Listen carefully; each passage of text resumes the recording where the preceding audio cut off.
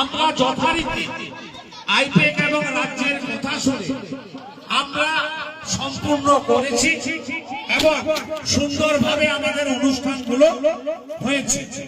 আজকে যে এত সংখ্যক জমায়েত হয়েছে, এখানে আজকে আমাদের দুলুদা আছে, টিঙ্কু ভাই আছে, সকলে এখানে উপস্থিত আছে।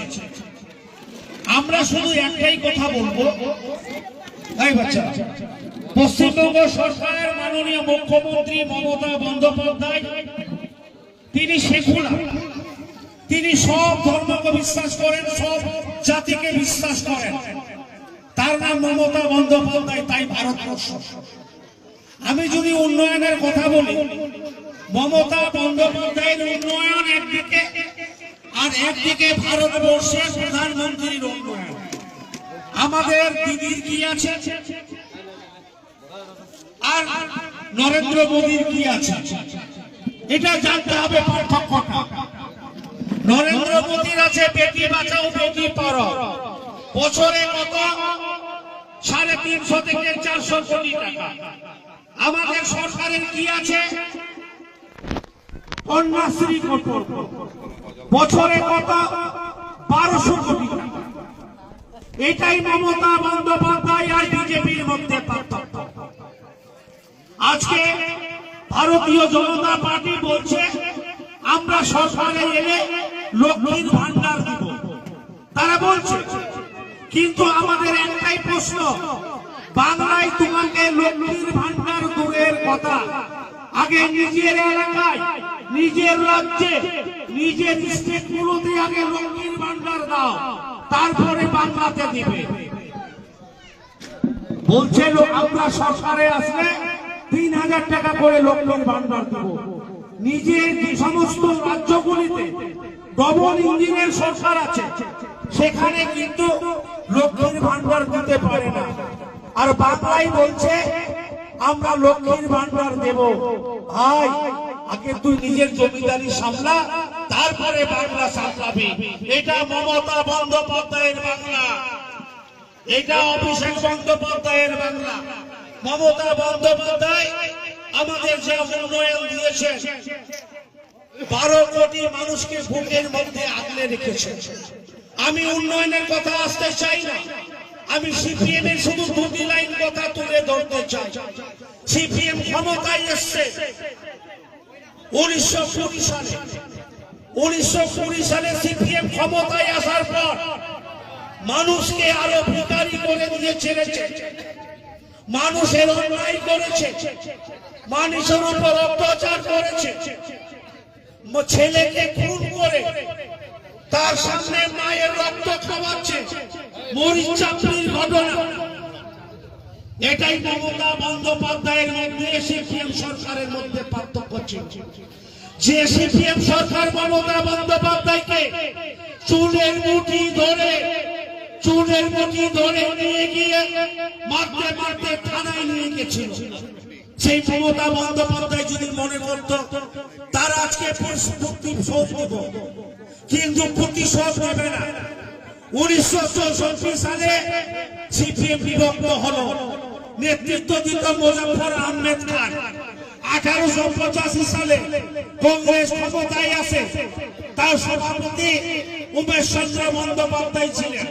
কংগ্রেসে যে কি দুর্নীতি করেছে, কমলওয়েলথ দুর্নীতি করেছে, কয়লার দুর্নীতি করেছে, বিভিন্ন দুর্নীতি করেছে।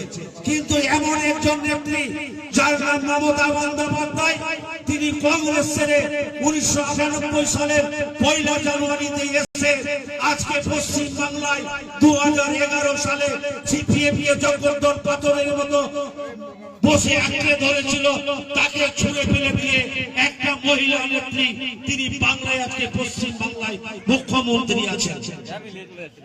একটা কথাই বলি আমি, প্রবাদ বাক্য,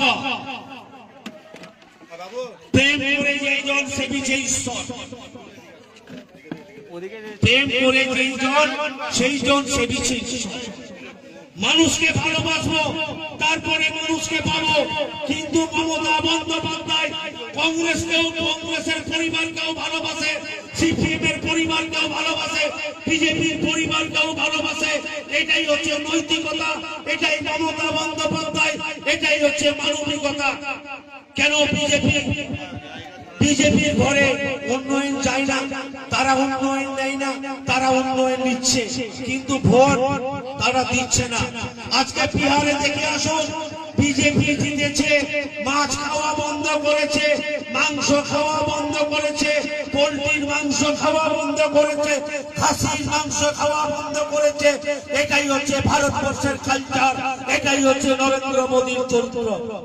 আমাদের মমতা বন্দ্যোপাধ্যায়ের কথা, আপরুচি খানা পররুচি পাবেন না, বিজলি সড়ক শিক্ষা বাড়ি ছাদ মাকান রুটি, এটা মমতা বন্দ্যোপাধ্যায়ের কথা, এটা আমাদের দলের কথা। তাই আজকে মাথার উপর ছাদ হচ্ছে মমতা বন্দ্যোপাধ্যায় প্রতিটা মানুষের বাড়িতে দিচ্ছে। ভারতবর্ষ স্বাধীনের সময় বিজেপি ছিল না, আরএসএসরা ইংরেজদের দালালি করত সেই সময়টাতে। আমি বিস্তারিত বলতে গেলে ঘন্টার ঘন্টা লাগবে, আমি কথা বাড়াবো না, শুধু এই কয়েকটা পাড়ার উন্নয়নের কথা বলে নিই। আমি আপনাদের এলাকায় দুর্গাবাড়ি মোড়ে যে ৪৫ সংখ্যক গ্রাম, সেখানে আমরা দুর্গা মণ্ডপ করে দিয়েছি, আমরা বোকতমদাকে কালী মন্দির করে দিয়েছি, আমি গৌতমদাকে ঘাট সিঁড়ি ঘাট করে দিয়েছি, আমি বাপর ভাইকে রাস্তা করে দিয়েছি, আমি ইত্যাদি উন্নয়ন করেছি এই আপনার এলাকাতে। আর আগামী উন্নয়ন যে সমস্ত মহিলারা গেছিলেন আমার কাছে লক্ষ্মীর ঘরের জন্য, তাদের জন্য আজকে বলে যাচ্ছি 10 লক্ষ টাকা দিয়ে আমরা কিন্তু ঘর করে দিব জেলা পরিষদের মাধ্যম থেকে।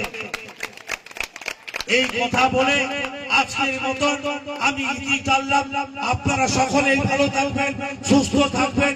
এখন সিনেমাটি শুরু হবে, আর বিশেষ করে প্রসূনদা আমাদের মধ্যে আজকে আসতে পারেননি, তিনি শরীর খারাপ, তিনি খুব ভালো মানুষ, তিনি আমাদের উত্তরবঙ্গা থেকে কন্টেস্টেন্ট ছিলেন, কোন কারণে পরাজিত হয়েছিলেন, নির্বাচিত হয়েছে খগেন মুর্মু, তাকে আমরা আজ পর্যন্ত নাগাল পাই না। আমি মনে করি এই এলাকায় একটা, আমি লাইটের দূরের কথা বলবো, একটা ইট কোথাও লাগাই নাই।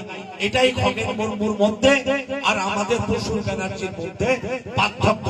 তিনি এলাকায় আসছেন, আগামী দিন মানুষের পাশে থাকবেন, এইটুকু আমরা কথা দিতে পারি। ধন্যবাদ সকলে, আপনারা ভালো থাকবেন, সুস্থ থাকবেন। এই ভিডিওটি চালু করা শুরু করে দাও। ধন্যবাদ।